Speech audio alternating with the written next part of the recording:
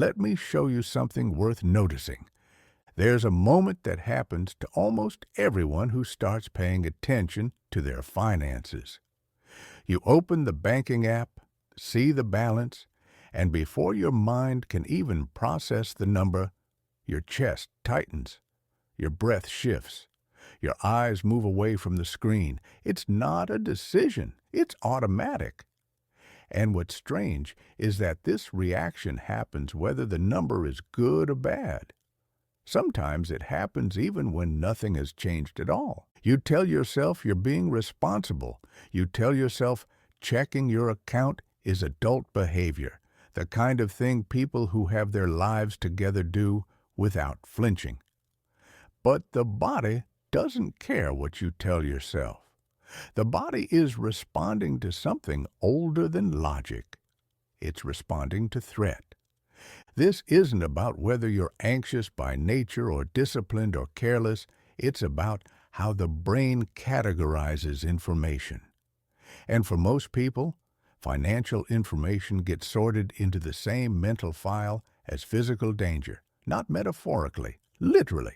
The same neural circuits that activate when you're standing too close to the edge of a cliff will light up when you're looking at a number that feels too low, too high, too uncertain, or too permanent. The problem is that once your brain codes something as a threat, it stops treating it like information. Threats don't get analyzed. They get avoided, fought, or frozen in place. And money, for all its abstraction, triggers this response more reliably than almost anything else in modern life, which means the way you interact with it stops being rational long before you realize it's happening. You can see this in how people talk about checking their accounts. They say things like, "I can't look right now," or "I'm not ready to deal with that." Not because they lack information, not because the number is unknowable, but because looking feels like exposure, like standing in front of something that might hurt you if you get too close. And the brain, in its ancient wisdom, suggests the same solution it always does when faced with danger. Don't look. What makes this particularly difficult is that avoidance works. In the short term, it works beautifully. You don't look, and the discomfort fades, the tension dissipates, you go back to your day. And because the consequence of not looking isn't immediate, because nothing visibly breaks in that moment, the behavior gets reinforced. The brain learns that avoidance equals safety. And once that loop is established, it becomes incredibly hard to break, because breaking it means voluntarily walking toward the thing that feels threatening. But here's what the brain doesn't account for. Money isn't a predator. It doesn't attack when you turn your back. It just accumulates consequences in silence. The late fee doesn't care that you were protecting yourself. The missed investment window doesn't adjust for your nervous system. The opportunity that required a decision 2 weeks ago has already moved on. And none of this registers as danger, because the brain's threat system is designed for immediate physical risks, not slow-moving financial erosion. You end up in this strange state where you feel like you're being careful, cautious, self-protective, but what you're actually doing is making yourself more vulnerable. Because the longer you avoid looking, the more the uncertainty grows. And uncertainty, it turns out, is one of the most reliable triggers for threat response. Which means avoidance doesn't resolve the feeling, it feeds it. You avoid because you're anxious, and you become more anxious because you've avoided. The loop tightens. And it's not just avoidance. The threat response shows up in other ways too.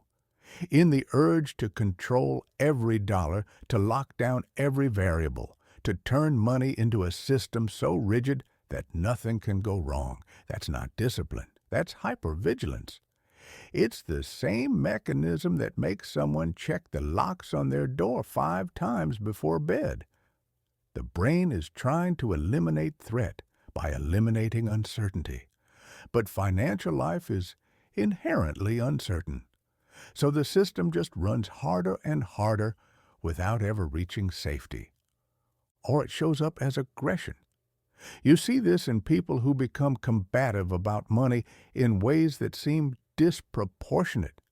A minor disagreement about spending becomes a fight. A suggestion from a partner feels like an attack. A question from a financial advisor sounds like judgment. The brain is defending itself because in a threat state, everything that approaches the vulnerable area gets treated as hostile. You're not being difficult, you're in fight mode. And fight mode doesn't negotiate or freeze. This one's quieter, but just as common. You know what needs to happen. You know the call you need to make, the form you need to file, the decision you need to finalize. But you can't move, not because you don't care, not because you're lazy, but because your entire system has locked up in the presence of something it has coded as too big, too risky, too consequential to engage with. And the longer you stay frozen, the harder it becomes to move, because now you're not just dealing with the original task. You're dealing with all the shame and self-judgment that's accumulated around not having done it yet. None of this is visible from the outside. People look functional. They go to work. They pay most of their bills. They seem fine. But internally, they're running a constant low-level threat response every time money enters the picture, and that response costs something. It costs attention, it costs energy, it costs the ability to think clearly about what's actually happening, because threat states don't produce clear thinking, they produce survival behavior. And survival behavior, in a financial context, is rarely optimal. You don't make good long-term decisions when your brain believes you're in danger right now. You make decisions that feel safe in the moment. You avoid the conversation. You delay the choice. You take the option that requires the least emotional exposure, even if it costs more later. Because later is not what the threat system cares about. The threat system cares about now. And right now, not looking feels safer than looking. What shifts this isn't willpower. It's not about forcing yourself to look at the account or shaming yourself into action. It's about recognizing what's happening in the first place. That the tightness in your chest isn't a sign that something is wrong with you. It's a sign that your brain has miscategorized the situation, that it's treating financial information like a physical threat. And once you see that, you can start to treat it differently. Not by pretending the discomfort isn't there, but by understanding what it is. It's an alarm system that's firing in the wrong context. You start to notice the pattern, the automatic aversion, the urge to close the tab, the way your mind generates reasons not to look right now, not to decide right now, not to engage right now, and instead of following that urge, you sit with it for a moment, not to overcome it, just to see it, to recognize that this is your brain trying to protect you from something that doesn't require protection. And that recognition, over time, starts to shift how the system responds. Because once you see the mechanism, it loses some of its grip. You can't unsee it. The next time you feel that aversion, you'll know what it is. And knowing what it is gives you a choice. Not an easy choice, not a comfortable one, but a choice nonetheless. You can follow the threat response, or you can acknowledge it and move anyway. Not because you're brave, not because you've conquered fear, but because you understand that the feeling of danger and the presence of danger are not the same thing. And slowly, the brain starts to learn. It starts to notice that looking at the account doesn't lead to catastrophe, that making a decision doesn't result in disaster, that engaging with money, even when it's uncomfortable, doesn't trigger the consequences the threat system was predicting. And as that happens, the intensity of the response begins to fade, not all at once, not completely, but enough that you can function, enough that you can think, enough that financial decisions stop feeling like life or death moments and start feeling like what they actually are: decisions.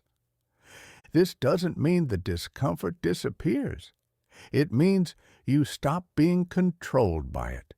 You stop organizing your entire financial life around avoiding a feeling, and that shift, quiet as it is, changes everything.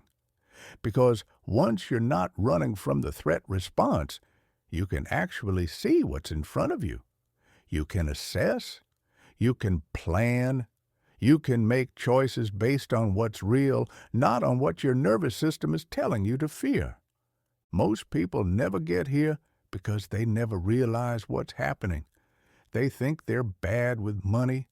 They think they're irresponsible or broken or uniquely incapable. But they're not. They're just stuck in a pattern their brain created to protect them. And that pattern, like most protective patterns, has stopped serving them. It's doing more harm than good. And the first step out isn't discipline. It's recognition. It's seeing the mechanism for what it is. And once you see it, you can start to work with it instead of against it. Thanks for watching. Subscribe and turn on notifications so you don't miss what's next.